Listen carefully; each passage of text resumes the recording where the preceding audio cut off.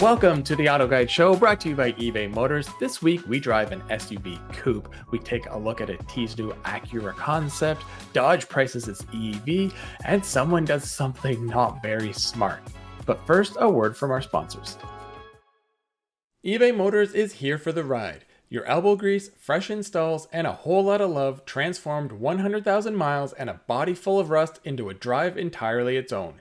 Brake kits, LED headlights, whatever you need, eBay Motors has it.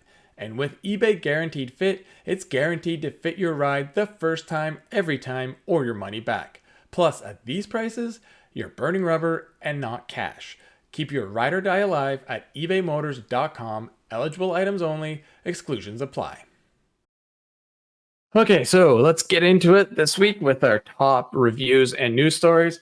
First up, we had our freelancer Lee Bailey head out and drive the new Genesis GV80 Coupe. This is a vehicle I've been waiting to know more about. It's the one I wanted to take on that rally this summer, but it just wasn't ready.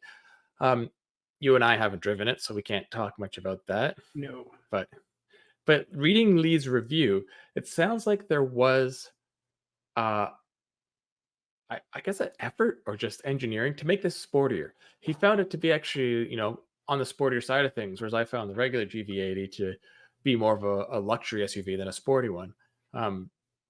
This does have that E supercharger, so it makes a little more power and a little more torque, but apparently also with the way the dampenings are set, there's like a launch mode and some more like sporty modes. So I look forward to trying it because I've definitely got enough time in a regular one to compare back to back. It's true, yeah. And I'm a little sad because this is the first new Genesis first drive that I've missed in years. I was on another continent, so fair enough. But it is interesting reading Lee's story that, yeah, it does seem like there's a fair amount of difference, whereas you get into something like Mercedes with the GLC or GLE coupe versus SUV, and they're basically the same. So, yeah, this is a good way for Genesis to differentiate its lineup and start preparing us for liquid hot magma.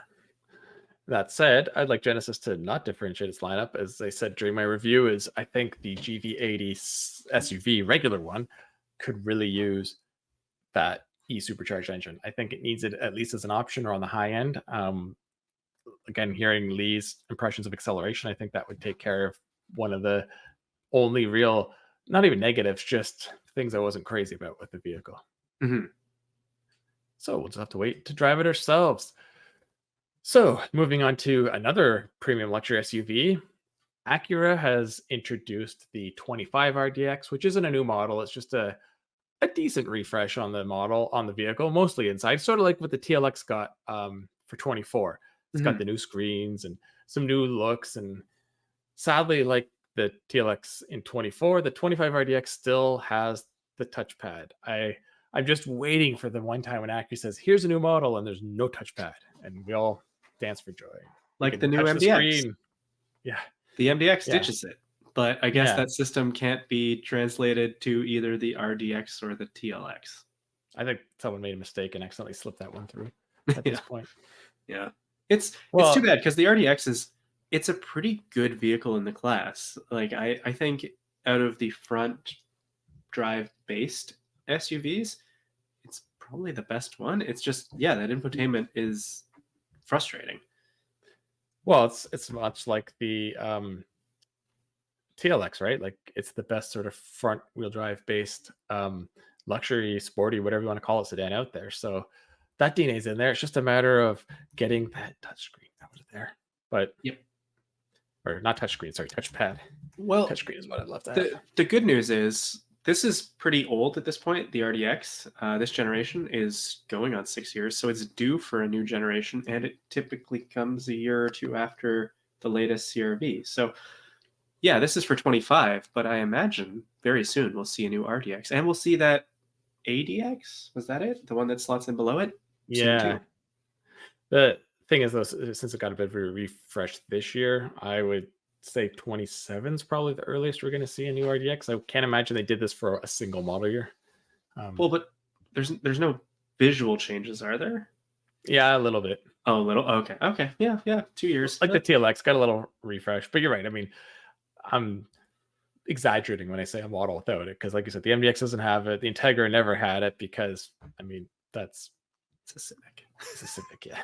But these two older models, I would assume when they finally get a full overhaul, it'll change. And TLX, I'm actually just curious what happens to it. Does it Yeah. stick around? Given Like, sedan sales, yeah. and given that it's not a Accord, like basically straight platform mate like it used to be, like it is different. So what do you do? But that's for Honda to decide, not us. What you do is call it Legend. If you're gonna rename, if you're gonna bring back Integra, bring back Legend. Look how well the Integra has sold compared to the ILX since it came back. So, just saying. No, I want bigger. Legends the big car. But yeah, like take the new MDX and just rip off the SUV body and toss on a sedan and you're good to go. So powertrain's already there. Yeah. All right, so moving on. Earlier in the week, someone took a screenshot of Dodge's pricing for the new EV charger called the Charger Daytona. And what, a day, maybe 2 days later, Dodge said, hey, here's our official pricing. Guess their hand kind of got played. Whoops. Yeah. I mean, it looks like it's pretty competitive pricing. I mean, it's kind of hard to say because nothing really competes against this. Well, compared to other full-size three-door electric cars, wait. It's a great deal or a terrible deal. Yeah. It's both. But I mean, honestly, like people are saying, oh, the entry level, which is the Daytona with the stage one, and then it's the RT, that is the stage one, and then the Scat Pack gets the stage two. They're comparing them to the old RT and the old Scat Pack pricing. Of course, it's more. It's an EV, but I mean, it's what, like low 60s and then high 70s. I don't think that's a lot of money, but compared to other EVs out there, it's pretty much on par, especially when you look at the power this thing's putting down, and it's huge. Yeah. Like Ioniq 5N, very different car, but it's a little below this in price. But anything else with this much power is a lot more. It's such a weird spot. I think the only thing to really compare it to is outgoing Chargers, and which is more. It's more than the wide body red eye, but it's again a different car. But like you said, it is hard to compare because at this point there's either small mainstream EVs or there's quite a few now smaller crossovers, and we're getting into bigger SUVs like the EV9. But with cars, it's luxury. So the only thing, and they're not even this big, but close to the size of this, is like the Model S, the Taycan, I can't remember what the Audi one is, but like those are all way more money because they're luxury cars. So it's interesting to see. The saddest thing from this report is the four doors don't start till early next year being built, and the gas don't come until fall of 25. So we're almost 2 years off from seeing the gas ones, which I think they're going to really need to make this model succeed. Well, no, we're already in August. We're like a year out because it said second half of 25 for the gas ones. But yeah, it could be anywhere. It could be July through to November. And that's just when they make them. It's not when they ship them. Yeah, and that will be the really interesting thing to watch here because, I mean, we know Dodge's reputation, its customers. Will people buy this, or will we see demand be kind of slow until the gas ones show up? It's going to be. I want to drive both because I think both are going to be very appealing in very different ways. But it will be a long 12 months. I really want to drive a two-door gas, and I want to drive a four-door EV. But you're right; it'll be very interesting. I mean, they'll sell quite a few at the start, and they'll all be probably Scat Packs to people with money that want the newest toy or whatnot, and play with that Fratzonic exhaust and stuff. But it'll be interesting in 3 years what the EV is doing compared to, say, the gas or the model as a whole. So we'll have to wait and see. Okay, and back to Acura. So they gave us basically a taillight and the Acura badge and said that they're debuting a new EV concept. And they went on about high performance, hypercar, blah, blah, blah. So it's obviously just a concept, but it's interesting that they may be showing off a high performance and concept. So not NSX. Definitely not.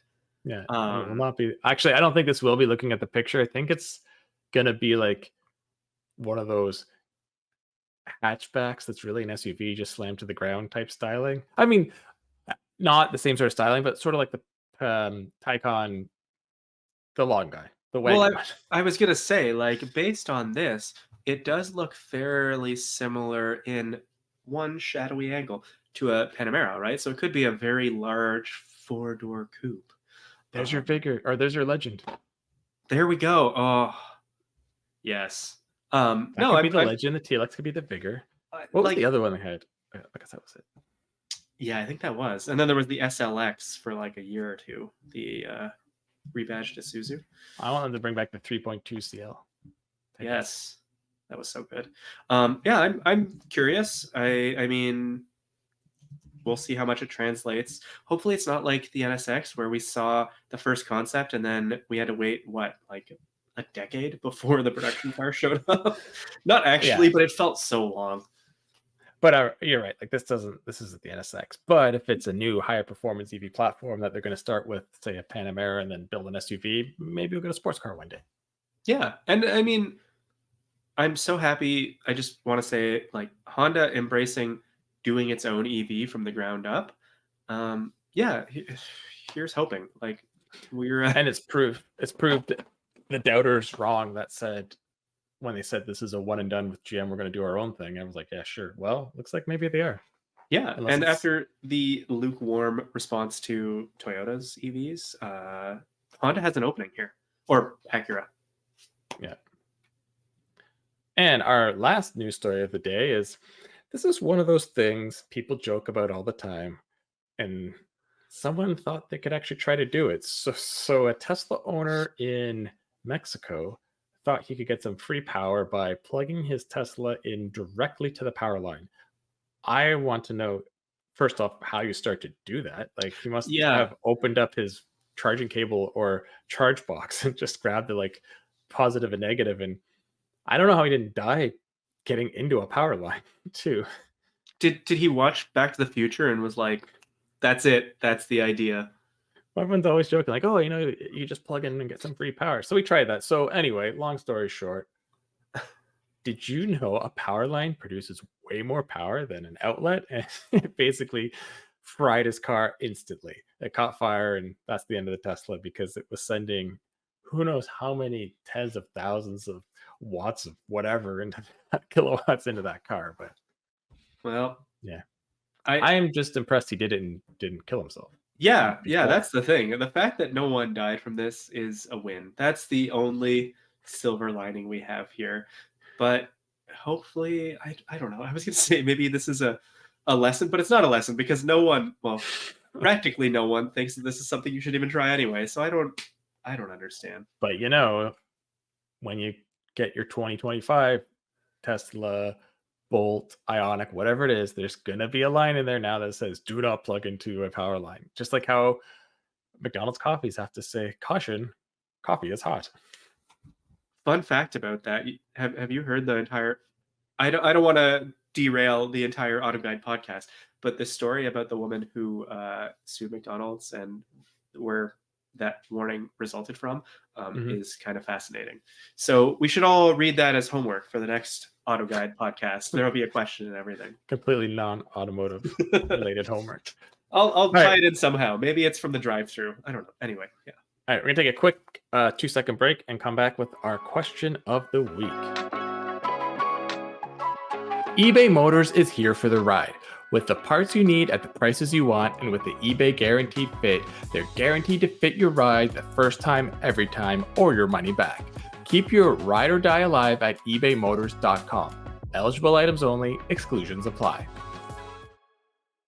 Okay, we're back. So this just came to me the other day because I have a couple. A lot of people who are in the automotive passion, hobby, or the industry get asked by non-car people, what should they buy? And they look at us to give them the end all be all answer. And the problem is there's a water line, I would say, where that's good advice and that's not good. And I'm sure you were clearly in the not good until you learn enough knowledge and you hit that magic point. So I was well into cars and people thought I knew, but that was just me picking either weird biases or just picking a car that I shouldn't have. So I can go first since I sprung this question.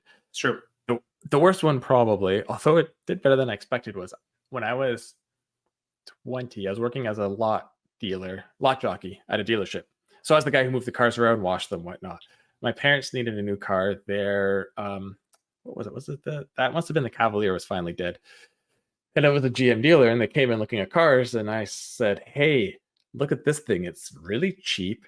It's full of all the luxurious features. It's got a 6-cylinder engine, and it's like less than they wanted like a midsize. It's less than most midsize." So they bought it, and I really pushed them towards it because of just how obscure and weird it was. And that car is the Chevrolet Epica. So Americans, you never got it. It Oh, was a Suzuki down there called the Verona, I think. I think so. Basically, it was a Daewoo midsize sedan, and it had an inline six sideways between the front wheels, which is crazy to begin with. It was like I think it was a 2.5 liter. It didn't make like it made like 150 horsepower. Like it made about as much power as the 4 cylinders of the Malibu. But I will say it was very smooth and made a cool little noise. But inside, you had like fake wood, and this is 99 or 2000, so still impressive back then. Oh, maybe it was a little newer. Maybe it was like a '03 or '04. Yeah, I think it was. I had leather, heated seats, a CD changer, like a lot of stuff back in like '03, '04 you didn't have in cars. And it was dirt cheap. Well, yeah. Um, it lasted, I think, 3 or 4 years until Oh, one day it literally just died. Like, we took it, my dad's like, something wrong. I get it towed to the mechanic, and every light was on. And he basically said, "Your computer is dead." And these are so hard to get because you have to get it from Korea where it was built and blah, blah, blah. So they got rid of that and they bought, I think that's when I got them to buy the Alero. So backed it up with a fantastic choice. yeah, totally made up for it. Yeah, because I always had a minivan. So it must have, yeah, I think that was, oh, no. I have it backwards. When the Alero was dying, this is what I had them buy. Yeah. Oh, so you took them from a really good car, and you Well, put them people in a will argue Daewoo. the Alero's terrible, but I won't. Well, I But mean, yeah, comparatively. they never had like a luxurious car. Even the Alero it was the V6, which was fun, but it was like the base V6. No, after this we went to a Rondo, and they loved that. So that was a good replacement. It was the Rondo V6, the first gen. It was a really cool car. But yeah, that Epica, oh man. I don't know why I did that. Like I just didn't know any better. I didn't care. It's probably a better answer. I probably did know better, but it's like it's cool, it's obscure. And I need to always Oh, hold myself back from recommending obscure cars to people because they might not be ready to put up with the pain I am. yeah, yeah.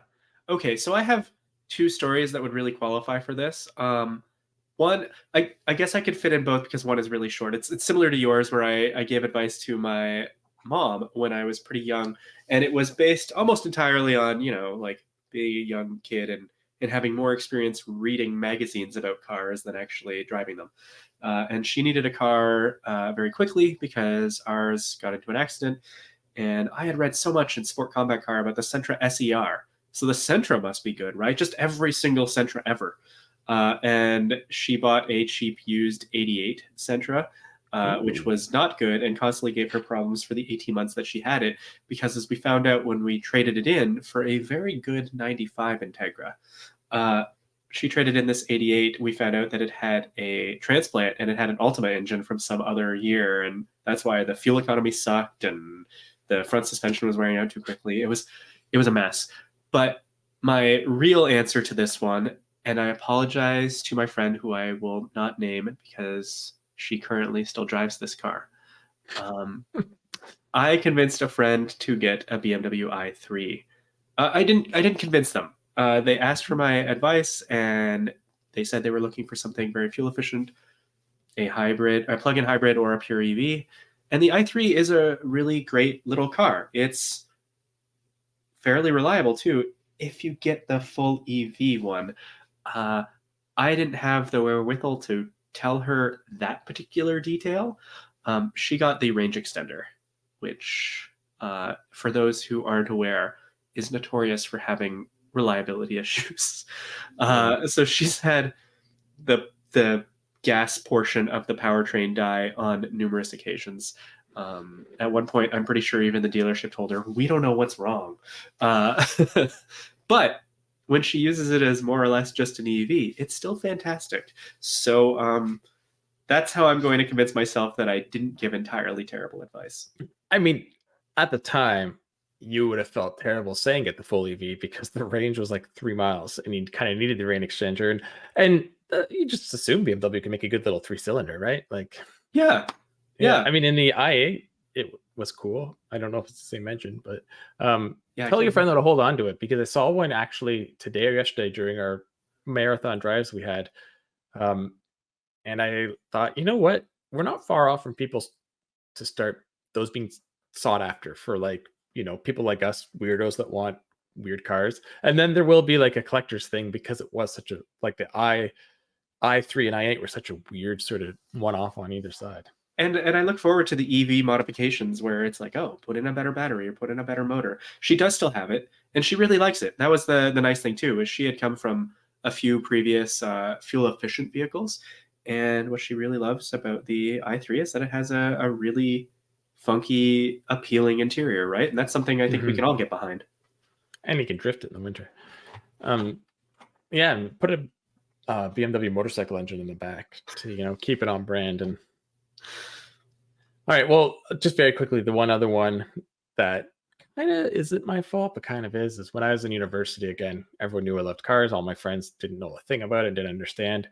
And my one friend's mother-in-law um, just usually bought like, sort of similar to what you're saying with your mom, like older cars, kind of towards the end of their life, but still got some life for a couple of years. So their car died, and it was one of those. It's going to be double the cost of the car, so they went to look for one, and this was like oof, 25 years ago, at least 25. Yeah.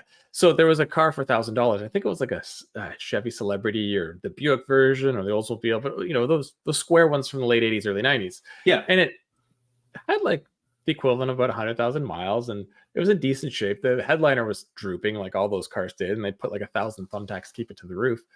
And the guy wanted $1,000 for it, which at the time, that's like, maybe 3,000 nowadays. Like it was cheap for a car, yeah. and he had it certified because either he was a mechanic or his friend was. So they had me take it for a test drive. Well, the test drive, and this is again a guy at university who doesn't have a car, so I'd been driving like once a month at most. I drove it around the block a couple times. The brakes worked, it started, and everything. I was like, to get to work and stuff, fine. Like, get it. So they did.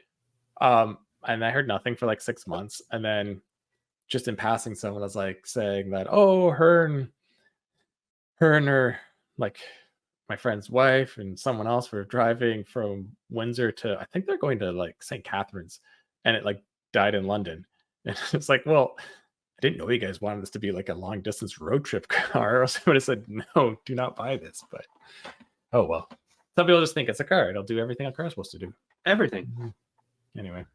All right, well, that's enough about those ramblings off topics. So we're going to take a longer break, and when we come back, I will be talking how to clean diesel fuel systems, which I honestly, full disclosure, knew nothing about. I mean, I knew there was like the DEF and the other stuff you put in to pass emissions, but I learned a lot, and I learned why it's actually important to kind of take care of it, and that there could be a wave of North American consumers of these vehicles suddenly hitting this point and getting these giant bills. It's happened in Europe recently, and it's basically when they turned to needing those DEF, and I think that was DRP or something, when they had to start putting the fluids in. Yeah. So yeah, it's actually it's gonna be quite interesting. And then after that, I will have Colum Wood on to talk about Formula One, and then Kyle will be back to talk what's next. eBay Motors is here for the ride. Okay, everyone, let's take a minute and talk about the one that got away. The vehicle you once owned and for whatever reason had to get rid of, and to this day fully regret ever doing so. For me, it's my Subaru SVX. It was a 1997 model, which was one of the last years it was ever sold here. It was black on the outside, and it had the beige leather and suede interior. It was in amazing condition for its age because it was just a one-owner vehicle. The interior was near flawless. The paint was pretty good considering it was about a 20-year-old car when I got it. I just loved everything about it. I loved the quirkiness because I love oddball cars. I love the window within the window, the power button on the gear shifter, the way the dash was laid out and you could hide the radio behind the fake wood panel. The flat six was just so smooth and it was all-wheel drive, and although it wasn't overly quick, it still had enough power. The problem was, within a year of buying that car, I ended up selling it because I got a great deal on another vehicle. And to this day, I regret doing so. Part of the reason I sold it was, although it was in great shape, it wasn't perfect and there were things that needed to be fixed, like the air conditioner, reservoir, some bearings, and other bits. And back then there was no eBay guaranteed fit program, so finding parts for such a rare 20-year-old car was not easy. Luckily, I sold it to someone who not only cared for it, but took the time to fix it up, and every once in a while I do get to still see it, and I still regret ever getting rid of it. I am constantly online looking for a new SVX because now I have a system that I can find parts for it, but I haven't come across one that's both in the right condition and the right price range. With over 122 million parts, you can make sure your number one ride or die stays running smoothly. Brake kits, LED headlights, roof racks, bumpers, whatever your baby needs, eBay Motors has it. And with the eBay Guaranteed Fit, it's guaranteed to fit your ride first time, every time, or your money back. Plus, at these prices, you're burning rubber and not cash. Keep your ride or die alive at ebaymotors.com. Eligible items only, exclusions apply. Hello and welcome back. We have two very special guests today on our podcast. If you could both introduce yourselves and what you do, we'll start with you, Eric. My name is Eric. I am the product development and quality control manager here at Rizlon. So I help with the product development department, coming up with new products, packaging, and then we do the quality control, make sure that everything we put together is exactly what it's supposed to be and has of the highest quality. All right. I'm Clay Parks, VP of Development. Support a lot of different departments at Rizlon, mainly product development in this particular case, and a lot of new products that we've been working on, but especially excited about this DEF product we're going to be talking about today. Okay, so yeah, in case anyone's wondering, maybe you can give like a very, very high overview of the company and what they do, because maybe not everyone's familiar with the name. Sure. Yeah, that's good. Yeah, Bars Products is actually our parent company. We do OEM products to many different aftermarket products that you would find on the shelf pretty much around the world. We sell to most of the countries underneath one of our a couple brands that we have. Rizlon would be the one that we're talking about today. It's over 100 years old. In fact, 1921 was our 100th birthday for this brand, and we're keeping it moving forward. Oh, wow. That's a long time. So, yeah, like you said, we're going to get into the new product you have, but maybe we should start at the beginning just to explain why this product's needed and what it does. So for our listeners that might not know, what is an SCR in relation to a vehicle? Yeah, so SCR is an acronym that it's the common, word that people typically use for the selective catalyst reduction system. And what that does is in diesel vehicles produced, primarily after about the 2010 timeframe, urea solution it's a chemical solution that's actually sprayed into the emission system, into that SCR that we're referring to. And that fluid is typically called DEF or DEF, as you've probably seen it on the shelves or out there. You'll also see it referred to as AdBlue, depending on the country that you're in. And what that does is it combines with the emissions, the gases coming from the actual engine. And from there, it goes through the catalytic material in the SCR. And what it does is it basically overall, it reduces the NOx or the nitrous oxides that you typically hear about, or what the nasty stuff coming out of the tailpipe. Okay, so that is a great overview. I guess you kind of already somewhat touched on it, but why is it important to clean these SCRs? Yeah, Mike, in the good old days, if you had a check engine light or a warning on your dash, people would just keep driving. But it's definitely different with these particular systems. Yeah, and we wouldn't recommend that anyone does that if they have a check engine light on. And really, with a lot of these newer diesel vehicles, you can't really do that, especially for a long time. Essentially what happens is the chemical nature of the urea, it tends to evaporate inside the system and it can crystallize. And over time, those crystals can build up, knocking out sensors in different parts of that system. It's always communicating. It's very, very smart. And as those can start to build up, you'll have issues in those systems and they can be extremely costly. It doesn't really matter the age of your vehicle. But what happens typically over time is as those build up, the vehicle knows that your emission system isn't operating properly. And from there, it can go into what's called limp mode, where it may have a reduced speed, and eventually it might not even actually let the vehicle even drive. And overall, it can cause, increase to how much fuel you're using as you drive. It can decrease the power in the vehicle overall. And it just basically can make it an inoperable vehicle, even if it's, fairly brand new diesel engine. Yeah. As anyone who has a somewhat newer car knows, nothing's cheap to replace or repair these days. So yeah, it sounds like it's very important to clean these out of the newer diesels. So how can an owner do that? So typically what we recommend is our one of our newer products like we're discussing here is it's part number 4784. It's our Rizlone DEF Crystal Clean product. And we would typically recommend that if you have a diesel vehicle that is already having an issue, maybe you have a light on, maybe some sensors going off. So we would typically recommend that one to start with if you're having an issue, or even really for your first dose if you're kind of new to treating your DEF with an aftermarket item. Yeah, and what this Okay. product does, it gives a cleaning effect on the entire SCR system. There's actually many pieces involved in this. So you got the tank, where you're putting the product in, the pump, the heater, sender lines, injector, reactor, and mixer. So there's many, many components where this problem can happen. And you kind of already mentioned, but how often should someone do this? Is it mileage based or time based? For this particular product, around every 5,000 miles. But then we do have a dedicated preventive maintenance product also, what you do with that product. It's called Rizlone DEF treatment.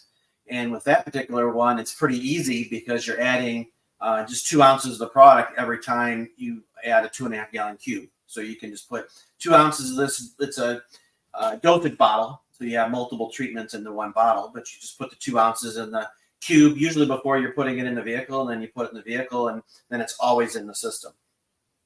Okay, yeah, that's actually led into what my next question was. So that's good to know. 2 ounces isn't a lot. I mean, it's sort of like when you're stabilizing fuel in other vehicles for the winter. Just put a little in, and you're a lot happier down the road than not doing it. Yep. We tried to keep it as simple and as easy as possible. So you've really covered the SCR. Is there any other tips for owners of modern diesel, especially someone who maybe is buying one used and it's their first one, and keeping the system clean and running? Yeah, one of the things we typically recommend is well, I guess I should back it up and just say, one of the biggest problems with diesels and in general is the way that people drive them. And it can matter a bit, the environment you're in, which part of the country you live in, how your weather turns in the winter or not. But overall, if you're driving diesel at low speeds pretty consistently, you keep a pretty light to almost no load. You're not hauling a trailer, you're not hauling heavy things in the back of it, or even if you're just driving short durations. If you have a short commute to work or something like that, the vehicle just really doesn't have its chance to kind of fire up and do all the different things that those different pieces, like Clay had previously mentioned, they're supposed to function in a certain way. So like I said, short drives, low speeds, a lot of start-stop type driving. We would recommend that, you occasionally get that thing out, pull a load and really put some speed on it probably. Yeah, what we found, people that buy that Ram Cummins or the GM Duramax Ford Power Stroke as an example, and just use it as an everyday vehicle and not necessarily using it as intended, for towing and putting a load on it. Those are the ones we see more issues with because they're usually driven short distances. And as Eric said, don't necessarily get the entire system because the SCR is just one piece of this big emission system that's underneath these modern diesel vehicles. And the consumers just really aren't aware of that until they have a problem. And once they start having a problem, if it's not addressed, it gets very, very expensive. Yeah, like you said, it's a complex system, and when one part goes, it usually starts taking out the other ones. So, I mean, this sounds like great news. If I had one of these diesels, you need to go out and just really drive it hard every once in a while. That's not too bad. Yep, that's like you always hear the old stories, going to grandma's house and she had that car that she only drove a couple miles and was maybe complaining about issues, and you go take it out and clean it out a little bit on the highway, do what it was supposed to be doing, get it up to temperature, and that can fix a lot of ills in and of itself. This is kind of slightly off topic because it's more about gasoline, but yeah, the old clean out the carbon that people would say. And I still say it to this day. Sometimes you'll see someone merging on a highway, and just all the sudden puff of black comes out the back, and it's probably been slow speed commuting for the last month, and this is the first time it's gone over like 3,000 RPM. Yeah. Yep, that's true. Well, that's a lot of great insight. I've never owned a diesel, and I've always wanted to, so it's good having these tips in case I ever get into diesel ownership. We thank you a lot for coming on, and you have so many products, so we'll hopefully have you back sometime to talk about some other things. Yeah, that sounds great. Thank you. Great. Thank you, Mike. All right, thanks. Okay, welcome back. Today, we once again have Colum Wood here to talk about F1, and there's been some pretty good stories this week. Good ones, including a juicy one that's so hot off the press. You just alerted me to it as we hopped on the call here. So maybe we should jump into that one first. It'll be 3 days old. This goes well, live. That's true, but it's burning hot the moment we're recording. So I'm sure exactly. The real fallout of it won't be held for quite a while. So the gist of it is to steal your thunder, I guess, is that it sounds like Liberty Media, they basically admitted today on an earnings call that they are officially under investigation from the Department of Justice for basically blocking Andretti from joining F1. So it's getting serious. Yeah, we knew that Andretti had approached some senators or some House members, I can't remember which one, and they made a bit of noise. So we thought, oh, that's just to get the attention, but I didn't know it had gone to full investigation. Yeah. So that's definitely a big step forward, right? So we'll see what happens. There could be some, real penalties for Liberty Media if they run afoul. We'll see. I don't know what the Justice Department's record for holding people to account here is or not, right? So, and I don't know what the end game is, because it's not like the investigation is going to say you have to let Andretti in. Like you said, there'll be potentially big penalties. But then, if Andretti does get in, like, what a terrible relationship that is off the start. So very interesting. Yeah, it's going to be awkward. It's like suing a company so that you could work there, right? It's like, oh, I really want to go work for Google. I'm going to have a lawsuit to force them to hire me, and that'll be a great relationship. It does happen. Yeah, that's weird. So that's probably the most recent rumor. The big news continues to be, right, Adrian Newey and where he goes. And for those who aren't super Formula One nerds, he's the, aerodynamicist behind many, many Formula One victories. And it looks like the most recent rumor, despite all the stories for months and months and months that he was definitely going to Ferrari, it sounds like Aston Martin may have already inked a deal with him. So the reports, I have to find where it first came out here. It was in an Italian publication called Auto Sprint. And they're basically saying it's a 4-year deal for $100 million. So $25 million a year. Not bad. Right? It's not an aerodynamic engineer. Yeah. Well, one of the funny things is that apparently that was the salary was a sticking point with Ferrari. And I wonder if maybe they had no money left after they were paying Hamilton. So maybe they can only afford to buy some of the top talent and not absolutely everybody. So, and then there's the persistent rumor that Lawrence is going after Verstappen. And I know we disagreed on this one and we brought it up like months ago, but I said, I think Lawrence wants to win so bad he'd even kick his own son out of his seat.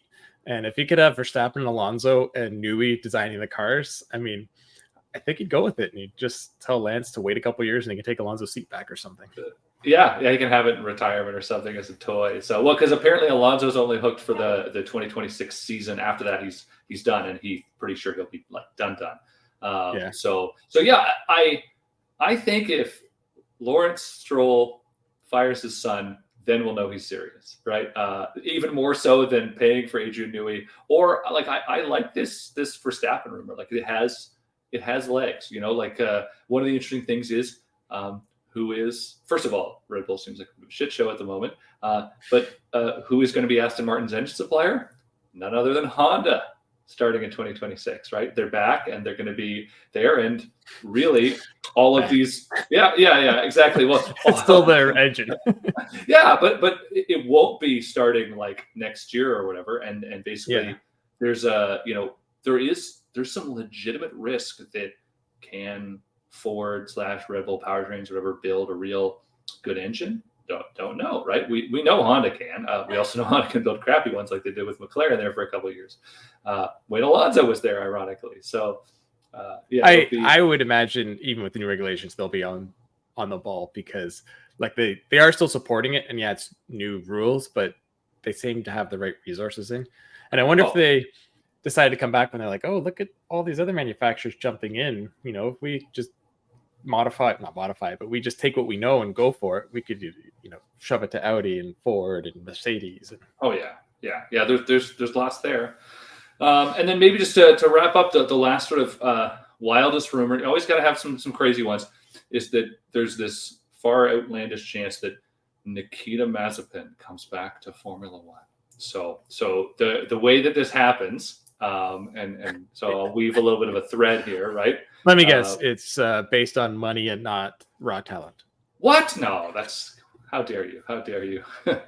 Mazepin, it's what. So apparently, I think even on the last podcast, I was reporting that Alpine, they have a new head of Alpine, and that's this guy Oliver Oakes, and he runs the high tech team in Formula 2, and I guess he has close ties to the Mazepin family. So I wonder if that means he should probably be under investigation by some government organization in the States that looks at Liberty Media too or something. But apparently it's close relationships, and that could mean a sponsorship. That could mean more than a sponsorship, maybe. So I don't buy that at all, but it's fun to stir the pot and look at all the crazy options. So.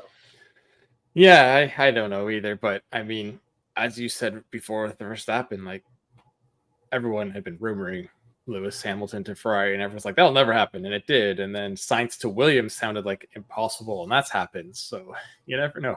I guess so. Yeah, it's funny because there were a bunch of rumors throughout the year. Guys signed at places that were boring, and you're like, come on, that's some exciting stuff. And so that'd be good. I mean, the Verstappen thing won't happen anytime soon. Even the Newey thing apparently won't be announced till September, kind of when they get back. But I think the Verstappen thing, he's got, I think, time left on the contract. So I don't know when it would happen. It could be still a while, right? But Lawrence Stroll seems committed to being a big boy and playing with them all. So, and there's all those rumors that Perez won't last the year. So imagine how crazy it'd be if at the end of the season Red Bull had no drivers. Wow, what a play. They lose Newey, they lose Wheatley there. They just, everybody just falls apart and disappears. It'd be, that would be an epic collapse. And Ricardo's over in the corner, rubbing his hands together saying, hey. driving a crappy Red Bull though. So we'll see. Who knows? I don't think all that's going to happen, but Red Bull does seem to be slowly disintegrating, but that happens with any powerful team. We talked about that before. And I mean, Mercedes, as far as I know, still doesn't have a second driver, right? No, but there's still this strong rumor that this Kimi Antonelli kid will show up. So, and I also think, all the stuff about Red Bull falling apart, they could totally come back and dominate the second half of the season, and the middle part was just a blip. They dominated the start. They could develop again. We'll see. I never, I don't put too much faith in the collapse story, right? So. These guys are professionals and they want to win. So, yeah, they had weeks to look at other cars and their cars and try to pick. I mean, they're missing one of their top guys to do that. But the best example is McLaren last year. They were terrible, and then they were so good by the end of the season. So right, yeah, they turned it around within a season. They went from within a couple seasons, they went from one of the worst teams to one of the best, if not the best, right? So, well, they were even making progress, and then at the start of last year with Piastri and Norris, it was terrible, and everyone thought, they did the wrong thing. But I mean, Mercedes may be looking at what happened there and thinking if they get their rookie in for the 25 season and then gets a year under his belt, he'll be ready to charge with George in the new regulations in the 26, and because that's going to be a wild season for sure. Yeah, that'll be. We'll all be very excited. Hopefully, it's one of those the full reset. Things are crazy. Although I actually have to say, I think what do we have 7 different winners this season. So Yeah. That's one of the most interesting seasons in a long time, for to be fair, right? Like I know the the Hamilton Verstappen battle was epic, right? But it was kind of one of the two were winning, right? To have all these different guys. If you look back, there's some old seasons. I think it's like 2014 or something, and those are great, where every different race had a different winner for week after week, and that makes for great TV, right? You don't know who's going to win, and the winners are the ones who consistently, get some podiums, get some good points. It's not just about those. It's not the Ricky Bobby. You can't just Hail Mary it every single time. So, I mean, I don't know if there's a pool for this, but if you made a bet at the start of the season and said halfway through or whatever, this isn't really halfway, but at the break, there'll be 7 different winners, and they will come from Ferrari, McLaren, Mercedes, and Red Bull. Which team didn't get the second winner? Like, no one would have said Red Bull. No, That's it's the true. team that doesn't, because Perez hasn't got there. But every other team's had both drivers win now. Yeah, so, that's wild. Yeah, it is. It's crazy. And I mean, the last 5, I think they've had 4 winners. I think Hamilton doubled up, and Hamilton only did because Russell's DQ. Although Russell won a couple weeks before that, so it still would have been the same. But that's still pretty good. Yeah, it is. Mercedes is, they're killing it too, right? We always talk about McLaren and their wins, but Mercedes is no slouch right now. So there's can we just get back to the second half of the season already? I want to fast forward to the fall. I know. So You got Mercedes and McLaren still on the uptick, and Ferrari and Red Bull are kind of looking on the downtick right now. Yeah. But there's been many weeks to regroup and see what happens. Yeah, it'll be exciting. All right. Well, thanks for joining us again. Next week, we're 1 week closer to having on-track action again. Yeah. And who knows what's going to happen in the next week. Every week you think, oh, that's a crazy story, and then it gets topped. I'll see if I can get you something even crazier. So sounds good. All right. Well, thanks a lot, and we'll talk to you next week. Take care. Well, that was an interesting talk with Colum. F1, always interesting. Anyway, we will now wrap this up with a look at what's next. So this week has been crazy busy, crazy tiring. We have been doing a comparison of 3 off-road SUVs, all with a retro flair, with some real off-roading, some on-road driving, a lot of commuting. And we have a whole video series coming out, so look for that. Next week, Kyle is leaving us again for a couple days. Where are you going? I am going to the easternmost tip of Canada. I am going to Newfoundland with Toyota, because Toyota is celebrating 60 years in Canada, which is the Kanreki, which is an important milestone in Japanese culture because it's the full cycle of the lunar calendar. So it's the second start. So it's all about new beginnings and celebrating. So Toyota is doing a very cool thing where a bunch of journalists are actually driving multiple legs across Canada. So we're going to be driving from Newfoundland down to Halifax, Nova Scotia, taking in the Cabot Trail, a bunch of other things, the location of the first Toyota plant in the country. And I'm going to be doing it with regular contributor Jeff Wilson. So we're going to be in a bunch of new vehicles. I don't want to give away retro vehicles. Here's an 88 Corolla Go. We are going to be in a Land Cruiser again because I can't seem to get away from it. Neither can Jeff. I'm not jealous of that drive at all. That sounds terrible. So I will have a pair of Denali Ultimates, one Sierra, one Yukon, to see basically what you get, if it's the exact same sort of packaging, which one is better suited for what tasks. I mean, obviously the pickup can do payload things and probably tow more, but I have had people ask, and there's people out there who aren't sure if they need the truck or if they should have the SUV. So just going to obviously go through the spec stuff, but really see how they both drive, see how different they are. So that'll be interesting. We'll do video. Hopefully, you might see Kyle's cameo in there if he's back in time. Yep. I will help out a little bit, but then I'll have another car to go be busy with. Yeah, so we'll both be back Friday to record and air this the Monday after. So until then, this has been the Auto Guide Show, brought to you by eBay Motors. Have a great week, and we'll see you soon. So long. eBay Motors is here for the ride. Your elbow grease, fresh installs, and a whole lot of love transformed 100,000 miles and a body full of rust into a driveway entirely its own. Brake kits, LED headlights, whatever you need, eBay Motors has it. And with the eBay Guaranteed Fit, it's guaranteed to fit your ride the first time, every time, or your money back. Plus, at these prices, you're burning rubber, not cash. Keep your ride or die alive at ebaymotors.com. Eligible items only, exclusions apply.